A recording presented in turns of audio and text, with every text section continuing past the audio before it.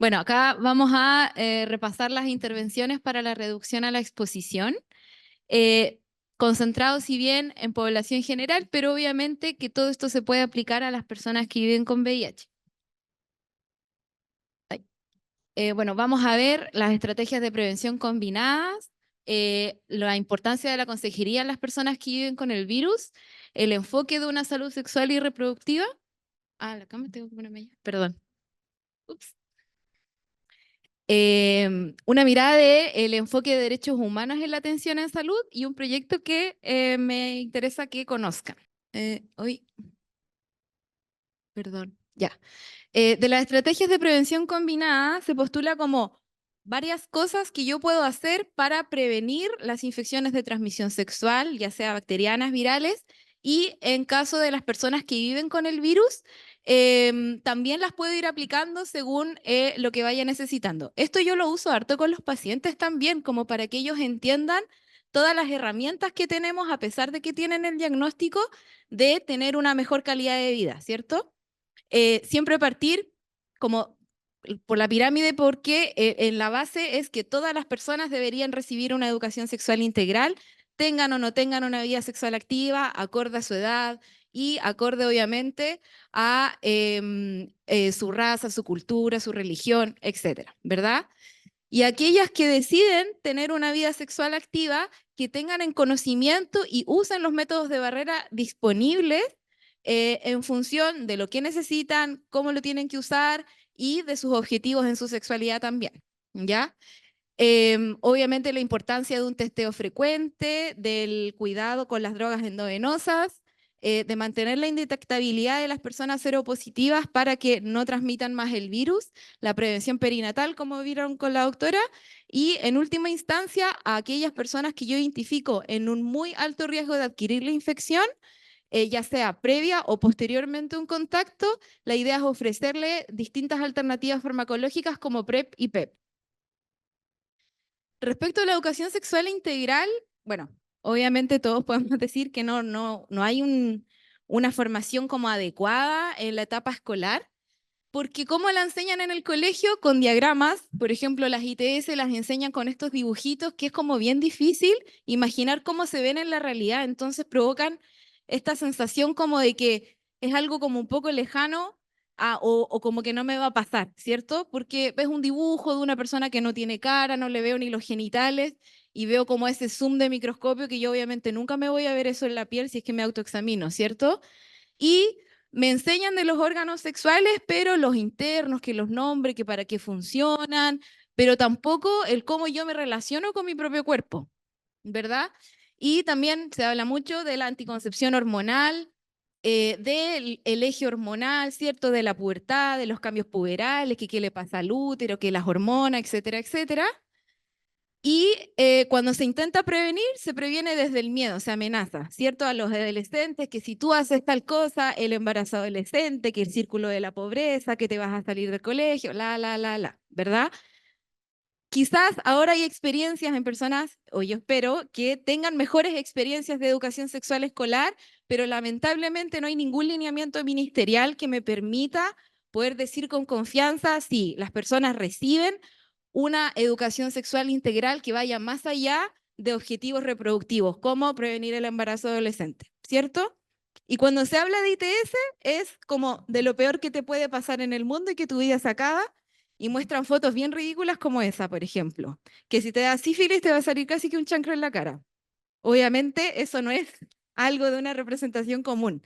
Entonces, esto hace que yo crea que no me van a pasar esas cosas. Entonces, que eso le pasa a la persona que es descuidada, que eso le pasa, etcétera, como a este imaginario de una persona totalmente loca, descontrolada, despreocupada y egoísta, que, ¿cómo se llama?, queda con los diagnósticos o recibe sus diagnósticos de ITS cuando las ITS no discriminan por personalidades, ¿cierto? Le puede pasar a cualquiera. Pero si hablamos de una educación sexual integral, ¿de qué hablamos? Hablamos de aborto seguro, de la prevención del abuso, tenemos que considerar hablar de responsabilidad sexoafectiva, tenemos que hablar de placer, de salud sexual, en términos de cómo yo me relaciono con mi cuerpo, qué cosas están bien, qué cosas están mal, cuándo tengo que consultar. Hablamos de discapacidad también, de que las personas con discapacidad, ya sea cognitiva, sea motora, sea sensorial, etcétera, etcétera, también tienen su vida sexual activa y necesitamos conocer y necesitamos saber cómo ellos viven su sexualidad para poder apoyarles e ir adecuando, obviamente, ¿cierto?, las atenciones. Hablamos de anticoncepción también, si es que es necesaria, y hablamos también de salud menstrual. La menstruación es algo como que no se habla mucho y que incluso en los mismos controles no se toma mucho en cuenta cuando la menstruación es un biomarcador muy fidedigno, como el cómo es la menstruación, así como cuando uno le pregunta por la orina, su orina es muy café, cada cuánto va, que qué sé yo, si orina mucho, orina poco, con la menstruación es lo mismo. Yo puedo sacar como un panel de si está inflamada, si está desregulada, si está estresada por sus patrones menstruales, ¿cierto? Tengo que hablar también de afectividad y no solo en un contexto como sexo afectivo, sino en relaciones afectivas sanas que sumen a mi vida y mejoren mi calidad de vida, ya sea cómo yo me relaciono con mi familia, cómo yo me relaciono con mis amistades, con mi gente del trabajo, ¿cierto? Siempre desde un marco del respeto. Hablamos también de reproducción, hablamos de disfunciones sexuales, ¿cierto? Que eso es algo que poco se habla en la consulta, considerando que somos nosotros los equipos que tratamos en cierta parte, gran parte de la salud sexual. Les hablábamos de las relaciones sexuales y todo, pero nunca les preguntamos, por ejemplo, si están teniendo problemas en su vida sexual, que es un determinante igual, como vamos a ver, en la calidad de vida. Y también muy importante, hablamos del consentimiento. De eso y mucho más hablamos cuando hacemos educación sexual integral. Así que obviamente es difícil, hay que formarse y todo, pero siempre tenemos que tener en cuenta que es más allá de prevenir las ITS, más allá de prevenir un embarazo. Respecto al uso de condones, conocemos obviamente el condón externo, el condón interno, lo recomendamos. Si es que hay opción, podemos recomendar los condones de dedo, ¿cierto? Pero también es importante que hablemos de cómo usamos el condón. Nos sirve la consejería, oye, toma, usa el condón, ya, chao, toma, acá hay 16, el pack de 16 con el lubricante. ¿Verdad? Necesitamos saber si lo está usando, si le acomoda, si es alérgico. Y si no lo usa, no hay como que retarlo, no hay como que culparlo, decirle, oye, es que tú por sobre todas las cosas deberías usar preservativo porque tienes el virus. Sino que preguntarle, invitarlo a usar el preservativo y si no lo usa, ¿por qué? ¿Por qué no lo usa? Quizás no se lo sabe colocar. Uno, claro, lo muestra, pero en 20 segundos uno muestra cómo poner el condón, ¿cierto? Pero quizás la persona necesita ir ambientándose un poquito más con algo que quizás nunca la había visto, ¿ya? Tenemos que enseñarles de que el condón externo tiene tallas, ¿ya? Y que la persona, si no sepa, si me dice, no, es que sabes que me aprieta, es que sabes que después no logro una erección cuando tengo el preservativo, tenemos que intentar empatizar con los problemas que nos dicen para poder apoyar y poder fomentar realmente el uso del preservativo desde el marco del respeto y de la empatía y no solamente por ser una indicación médica, ¿cierto? Bueno, para medirlo con el pene completamente erecto tienen que medir la base del pene, el ancho nominal, de eso sacan la mitad, por ejemplo, me sale 11, la mitad es 5,5 y las tallas en general se expresan en milímetros y van como de a 5 en 5, entonces todas las cajas necesitan expresar su talla y a veces cambian por país, por marca, qué sé yo, por todas las tallas y yo eso también se lo tengo que enseñar al paciente. Quizás si te es incómodo, mídete, ve si te lo estás colocando bien, ve si la talla es correcta y también descarta la alergia al látex, ¿ya? Y también otras opciones para personas que no necesariamente practican el sexo penetrativo. Esta es una estrategia que inventaron como a través de una lencería que se llama vulvarnés, que es como esta lámina de látex que uno puede hacer del condón externo que corta la punta y lo corta a lo largo, y queda como una sabanilla o sabanilla, como una barrera, ¿cierto?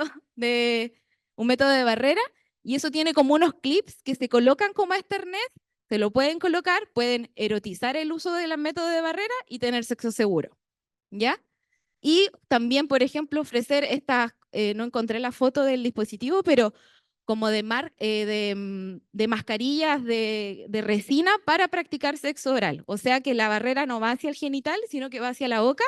Y también, obviamente, hablar de cómo erotizar, cómo pasarlo mejor, ¿cierto? El uso, la existencia de los lubricantes, de los estimulantes, de texturas, qué sé yo, bla, bla, bla. O sea, cuando hablamos y recomendamos el uso del condón, tiene que ser para que lo usen. No porque yo le digo, no para que lo guarde en la cartera y se le quede ahí, no para que lo deje al sol y se venzan y se quemen, etcétera. Respecto al testeo y la gestión de residuos, bueno, obviamente ya hablaron de la estrategia que hay actualmente del MinSal, que es el autotesteo, y de la gestión de residuos se habla poco en Chile porque no es como un problema tan grande el uso de drogas endovenosas en Chile como a diferencia de otros países. Quizás ahora va a pasar con todo esto del fentanilo, esperemos que no, pero es una posibilidad, ¿cierto? Pero, por ejemplo, hay una estrategia hace mucho tiempo en Canadá que crearon un sitio que se llama Insight, que es un establecimiento en donde las personas pueden hacer uso de, se pueden drogar con drogas endovenosas y tienen a disposición la jeringa, las ligas, los alcohol pad, los contenedores de cortopunzantes y tienen de turno a profesionales de la salud que pueden intervenir a tiempo en el caso de una sobredosis. ¿Ya? Eso es bastante controversial, hay gente que dice como que promueve el consumo, qué sé yo, pero hay que contextualizarlo. Canadá tiene un problema muy grande respecto al uso de drogas endovenosas, el abuso de estas sustancias y de la transmisibilidad del virus por esta vía, al final, por compartir jeringas. Y para evitar las nuevas infecciones, obviamente lo que ya sabemos, cumplir a cabalidad los protocolos disponibles como para evitar la transmisión vertical y de las personas que viven con VIH, asegurarnos que se mantengan indetectables para que se mantengan intransmisibles. ¿Ya? Eso lo sabemos, hay mucha evidencia. Tenemos que hacer esas consejerías en función de lo que la persona necesita y de los vínculos afectivos que está teniendo y de la forma en que está viviendo su sexualidad siempre desde el respeto y tratar de empatizar según el contexto de la persona y no como una indicación o como una receta que yo le doy a todo el mundo, ¿verdad? Eh, como un bonus, que un poco lo mencionó Dominique, existen ciertas herramientas, por ejemplo, a veces yo recomiendo harto esta aplicación a los pacientes para mejorar la adherencia. Se llama recordatorio de medicamentos, hay varias igual que funcionan igual, pero esta me gusta porque es gratis, uno puede registrar hasta 3 medicamentos, se programa la notificación, se programa la alarma de cuando quedan pocas píldoras, uno puede ingresar y les llega la notificación cuando les quedan 10 para que no lleguen, hola, se me acabó la terapia ayer y llegan un viernes a las 4 de la tarde, ¿cierto? Uno no tiene mucho nada que hacer. Entonces, para evitar estos tipos de eventos, ¿ya? También puede funcionar como una agenda de signos o síntomas o preguntas para realizar el control. A veces viene en el control, tiene una pregunta, no, y después llegan a los 2 días, oh, es que no le pregunté esto, oh, es que qué pasa si acá, oiga, es que voy a viajar y qué sé yo, y ahí se acuerdan de todas las preguntas. También invitarlos a usar este tipo de herramientas. Y también permite programar los controles médicos. Obviamente todos usamos el celular mucho, pero no hay que dar por sentado de que lo sepan usar bien en todos sus dispositivos. Por ejemplo, yo a una paciente le enseñé a usar el calendario de Google y quedó así como fascinada porque se pone recordatorio para todo, pero no sabía y ella está en el celular todo el día y no sabía esa herramienta que ella tenía a disposición en el teléfono. Entonces, no es que como que no quieran o porque uno dice, ay, pero ¿cómo no puso alarma para llegar a la hora? Quizás no sabe programar la alarma de su teléfono y es algo completamente válido. Así que tenemos que también lograr presentar estrategias que sean fáciles de usar y que sean en función de las capacidades que las personas tienen. Respecto a la PrEP, importante mantenerse informado como profesional respecto a las opciones que yo le puedo dar según las condiciones de la persona, si es ISAPRE, si es FONASA, si es extranjero, y importante que siempre que se va a recomendar PrEP tiene que ser dirigido y vigilado, o sea, yo no puedo llegar y darle PrEP a cualquier persona, ¿cierto? Tengo que primero descartar la infección y todo el funcionamiento de PrEP tiene que ser según la información más actualizada posible. Yo no voy a, por ejemplo, que ya estemos en el deseado futuro de un PrEP inyectable y yo voy y le sigo dando pastillas, por ejemplo, cuando quizás no es la mejor opción en ese momento. Y siempre el PrEP tiene que ir de la mano con promover prácticas de sexo seguro. O sea, no me sirve nada de darle la pastilla si la persona insiste en no usar el preservativo, si todavía tiene quizás ideas como o preconcepciones muy negativas hacia las ITS o hacia el VIH, porque es un trabajo que se va haciendo paso a paso. O sea, yo no puedo esperar que en 20 minutos le quede claro que con el VIH no se va a morir, ¿cierto? Va más allá de esa consejería. Esta página es bien buena, el miprep.cl, no sé si la conocían, que va actualizando de forma muy rápida dónde está disponible. Entonces llega, no, que yo soy de Punta Arena. Ah, pero mire, Punta Arena, vaya para allá en tal horario, la. O yo incluso me puedo tomar 2 minutos, llamo a la colega, le pregunto en qué horario puede ir y le facilito esa vía de acceso a las personas. Y también la existencia de la profilaxis, perdón, post-exposición o PEP, que si bien en las personas que viven con VIH no se aplica en el término del antirretroviral, tenemos que saber y tenemos que tener en cuenta que las personas que viven con el virus también pueden ser víctimas de violencia sexual y no por eso no las vamos a atender o se les va a pasar de largo. Actualmente la violencia sexual aguda es parte del GES, el GES 86, seguro varias ya lo han instalado en su hospital o han tenido ciertas como nuevas encargaturas, ¿cierto? Pero es importante también que se sensibilicen a los colegas, porque a mí me pasó que en el hospital me dijeron, oye, mira, aunque un paciente nuestro que había sido víctima de violencia, pero es que no le podemos dar la terapia, entonces véanlo ustedes. Bueno, ¿y el resto qué? No lo era aplicado, por ejemplo, le correspondía terminar un esquema de vacunación, ni le preguntaron, y que hablar de las ITS bacterianas, pues ni siquiera le preguntaron, ¿ya? Es importante también saber lo que incluye esta garantía. Incluye la prevención, o sea, la pastilla de anticoncepción de emergencia, ¿cierto? En el caso de que aplique, la prevención de ITS virales y bacterianas, y ofrece un seguimiento psicosocial si es que la persona así lo acepta. Y eso es súper importante porque eso es algo que nosotros, por ser tratantes, no nos vamos a hacer cargo. Nosotros no hacemos el tratamiento o el seguimiento de la violencia sexual. Me refiero como tratantes del VIH. Hay algunos que son como duales, que hacen las dos cosas, ¿cierto? Pero es importante que conozcamos eso porque es un apoyo adicional a este trauma, ¿ya? Y siempre recordar que esto es voluntario, confidencial y prioritario. Pueden consultar en cualquier urgencia del país y idealmente que digan el diagnóstico para que no lo testeen y no le den otra terapia, pero sí con la sensibilidad que requiere, ¿ya? La violencia sexual es un tema súper complicado de tratar en el sentido que es difícil de acompañar y es un trauma para la vida de la persona, y que vive con VIH no lo hace como inmune a la violencia. De hecho, te puede hasta aumentar los riesgos de violencia. Y por eso, para mí es importante hablar de la consejería como una oportunidad. Ya sea consejería porque me voy a testear, consejería porque ya vivo con el virus, consejería por mi control, etcétera, ¿cierto? ¿Por qué? Porque esta debe ser personalizada, dirigida y modificable, ¿ya? A mí no me sirve aprenderme un libreto y decírselo tal cual a todas las personas, cada persona que entre, ¿cierto? Porque no todas las personas son iguales, partiendo por ahí, y a no todas las personas necesitan la misma información, ¿ya? Si yo hago una consejería adecuada, voy a facilitar la aceptación diagnóstica, ¿cierto? Puedo reducir el estrés, puedo favorecer la adherencia al tratamiento y el éxito terapéutico, puedo reducir el autoestigma y facilitar la integración social y con sus pares, y puedo también pesquisar otros problemas de salud a tiempo. O sea, es importante que veamos que este trabajo, por más rutinario que nos pueda parecer, es una gran y una tremenda oportunidad para mejorar la calidad de vida de las personas que viven con el virus, ¿ya? Tenemos que evitar el discurso aprendido y uno también tiene que ir a aprender y también quitarse los propios estigmas que uno tiene. Si nosotros tampoco recibimos una educación sexual integral, muchas personas que llegamos a trabajar a la unidad llegamos con muchas preconcepciones de lo que significaba vivir con VIH, y trabajando nos hemos dado cuenta lo distinto que es, ¿cierto?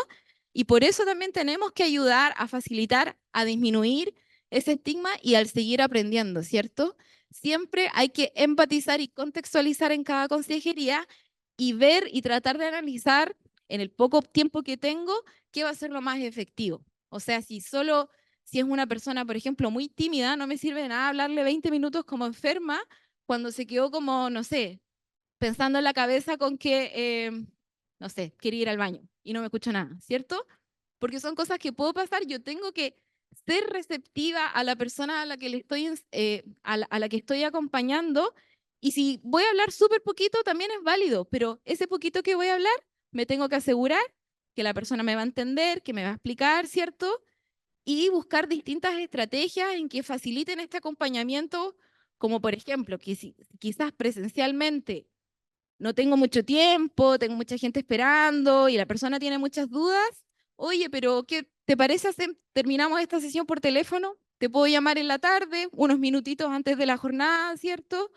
O la persona prefiere comunicarse por correo electrónico. A mí me pasa, yo hablo con muchos pacientes por correo electrónico porque son muy tímidos, les da vergüenza, no tienen tiempo, qué sé yo. Y en un chat, así como de 5 minutos, resolvemos dudas principales. ¿Ya? Tenemos que flexibilizar las vías de comunicación con las personas que atendemos, así como también a nosotros nos gustaría, ¿verdad? Y em, cuando hablamos también de salud sexual y reproductiva, entender que esto es algo que está presente en todas las etapas de la vida y va cambiando, no es algo como, ahora que soy adulto estoy segura que, no sé, que soy heterosexual, qué sé yo, que quiero ser mamá. Eso puede cambiar en unos años, ¿cierto? Y yo también tengo que tener esa flexibilidad con las personas que yo atiendo, entender que pueden ir cambiando, que pueden ir teniendo distintas concepciones y que sobre todo el diagnóstico de VIH es un hito muy importante en la salud sexual de las personas, ¿ya? Y recordar siempre que la salud es un derecho humano, ¿ya? No es un favor que yo le estoy haciendo a las personas por atenderlos bien, porque recuerdo el color que les gusta, porque me sé sus apodos, ¿cierto? Yo estoy garantizando un derecho. Yo no estoy haciendo favores ni siendo simpática, ¿ya? Los derechos humanos son universales, inalienables, indivisibles e interdependientes. No puede funcionar uno sin el otro, ¿ya? Y es deber del Estado garantizarlos y esto es o sea, libres de discriminación, ¿ya?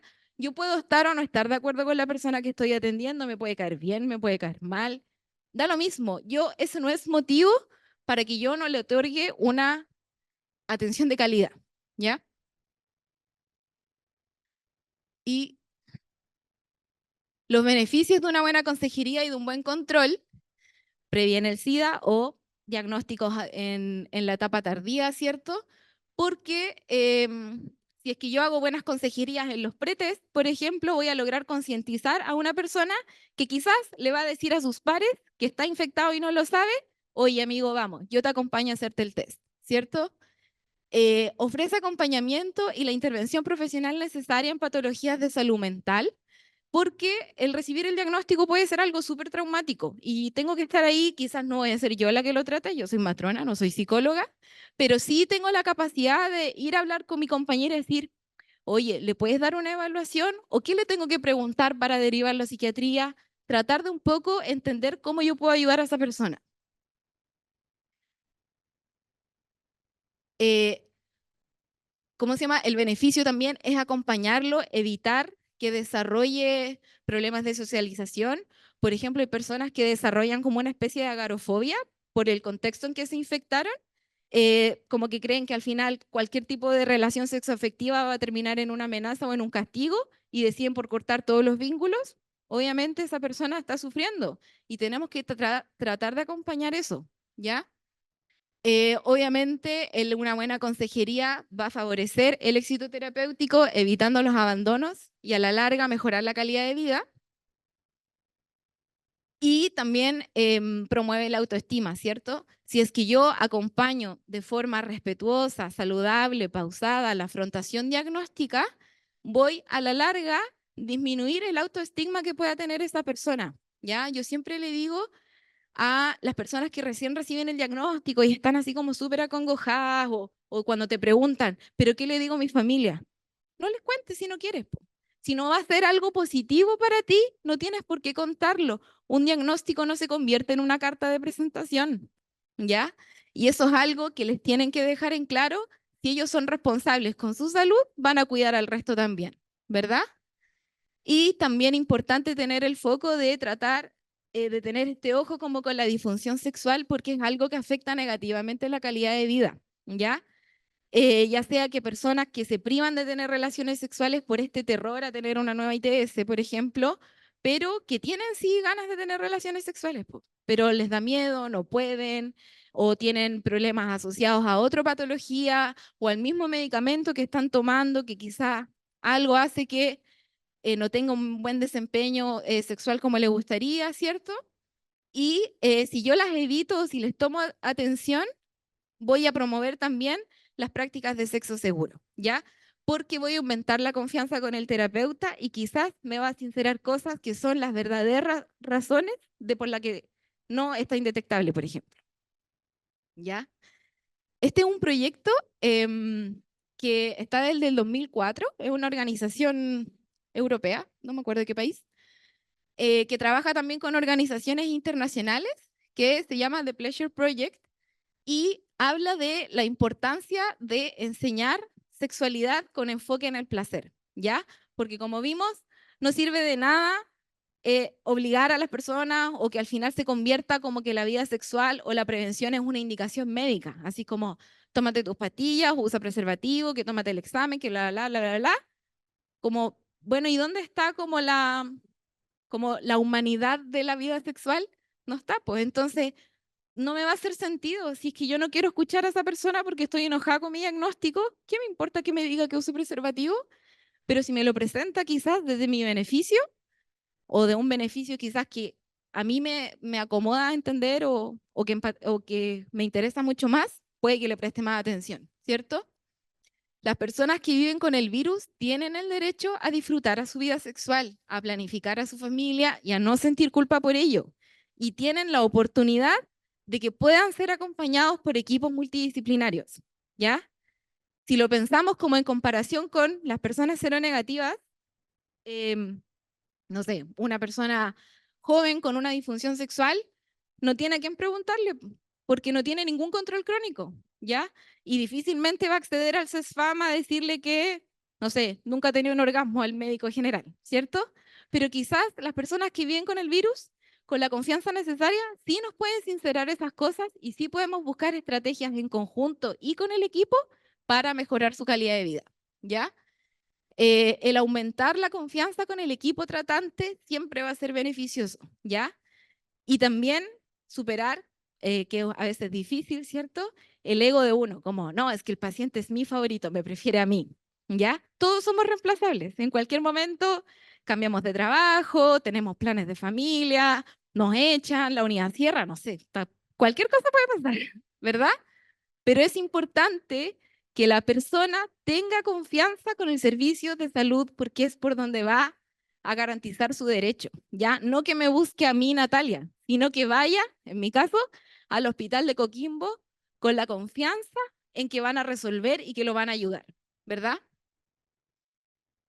Para que lo revisen, el The Pleasure Project ahí tiene como una biblioteca virtual en donde, en donde tienen como herramientas sobre cómo enseñar a niños, a adolescentes, a jóvenes, a adultos, en base a distintas estrategias y en distintos contextos, como cómo hablar de sexualidad con adultos mayores, por ejemplo. Es bien bueno y cada vez va subiendo como más cosas y más recomendaciones y es gratis. Entonces es importante que entendamos que está en nuestras manos garantizar el derecho a la salud y la calidad de ella, ¿ya? Y yo siempre lo repito, nosotros no hacemos favores, nosotros trabajamos y garantizamos el derecho al acceso a la salud, ¿ya? Y está también en nuestra atención, quizás no tenemos plata, quizás no tenemos espacio, quizás nos peleamos con los box, quizás nos faltan muchas cosas, pero basta con una atención empática y respetuosa, aunque sea de 5 minutos, para que sea una experiencia agradable y esa persona vuelva al sistema de salud, ¿ya? Porque si viene y me pregunta, oye, es que me quiero tomar el examen, no, no atendemos ahora, chao. ¿Qué va a volver? ¿Quién, qué ganas te van a dar de volver? Pero si yo le explico, mira, justo ahora estamos en paro, no sé qué, déjame tu nombre, tus datos, yo te voy a contactar cuando haya una hora, qué sé yo, ahí va a cambiar y lo más probable es que cuando yo contacte a esa persona va a volver, ¿verdad? Y hay que recordar que nosotros no tenemos por qué estar de acuerdo con los pacientes, no nos tienen que caer bien, no tenemos que ser sus amigos, ¿ya? No nos tenemos que tomar en personal las cosas que resultan de esa consejería, ¿ya? Y nosotros el único deber que tenemos es ofrecerle lo que hay disponible, ayudarlo si podemos hacerlo, ¿cierto?